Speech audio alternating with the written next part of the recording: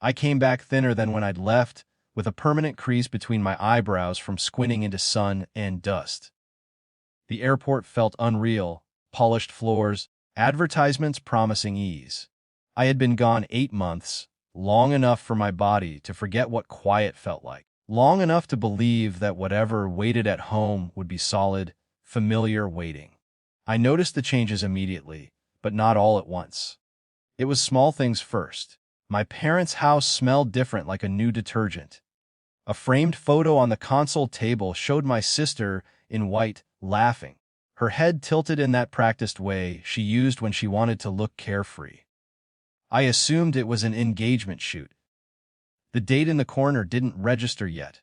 My parents hugged me too tightly, then stepped back as if to assess damage. My mother asked if I was hungry. My father took my bag without meeting my eyes. There was an air of readiness, like a speech waiting behind their teeth. I showered. I slept.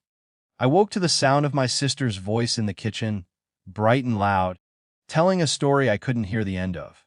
When I walked in, she froze for half a second, just long enough for me to notice, then smiled wider than necessary.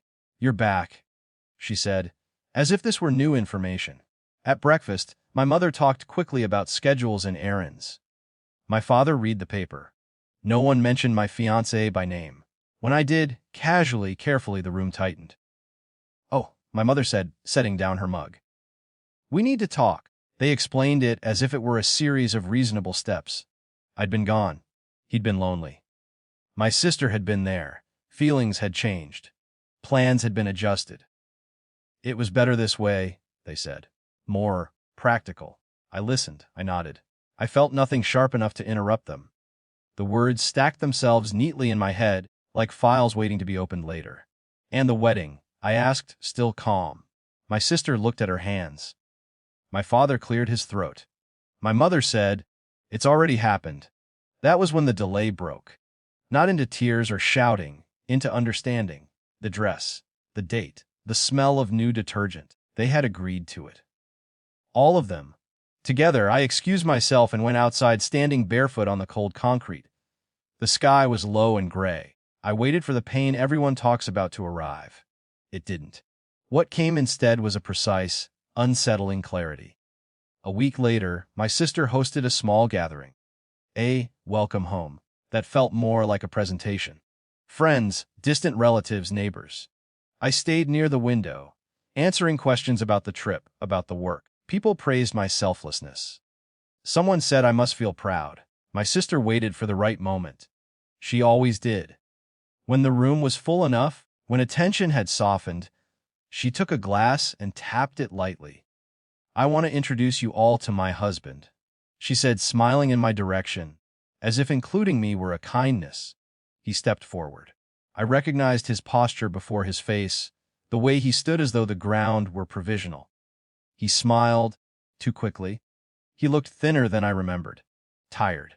"This is Mark," my sister said. "We didn't want to make a big deal out of it, but—" I laughed. It surprised everyone, including me. The sound came out clean, unforced, not cruel. Almost relieved. My sister's smile faltered. "What's funny?" I didn't answer right away. I watched Mark's eyes flick to mine, then away. I thought of the emails I'd received while overseas and hadn't opened until recently. The ones from the bank, from the legal aid office connected to the nonprofit I'd worked with. The ones I'd assumed were administrative errors. "I just realized," I said gently, "that you don't know." "Know what?" my sister snapped. That was when the external truth arrived, late but undeniable. My phone buzzed in my pocket. An email notification from the trustee handling the settlement. I hadn't timed it. I hadn't planned it. Authority has a way of entering rooms without asking permission. I said nothing more. I didn't need to. Mark's face had already changed. He knew what she didn't, that the money she thought she'd married had been frozen months ago, tied up in a lawsuit stemming from his business dealings. That the accounts were under review. That the assets weren't his to give. My parents learned quickly, quietly. My mother's voice dropped. My father sat down. My sister stared at Mark as if he'd moved while she wasn't looking. The party thinned out. Excuses were made. Dishes clinked in the kitchen. No one asked me to explain myself. No one accused me of anything. The illusion collapsed on its own. In the days that followed, my sister called, then texted, then stopped. My parents tried to bridge the gap with concern. I kept my distance, not out of spite, out of accuracy. I left again a month later, this time for a job that felt earned. I took nothing from the house except my passport and a coat I'd forgotten in the hall closet. The clarity stayed with me. Not warm, not triumphant, just steady. It taught me that betrayal doesn't always announce itself with pain. Sometimes it arrives quietly, and understanding follows later, like a tide that finally reaches shore. I didn't win anything back. I didn't need to. What I gained was simpler, the ability to see what had already been lost, and to stop standing where it had once been.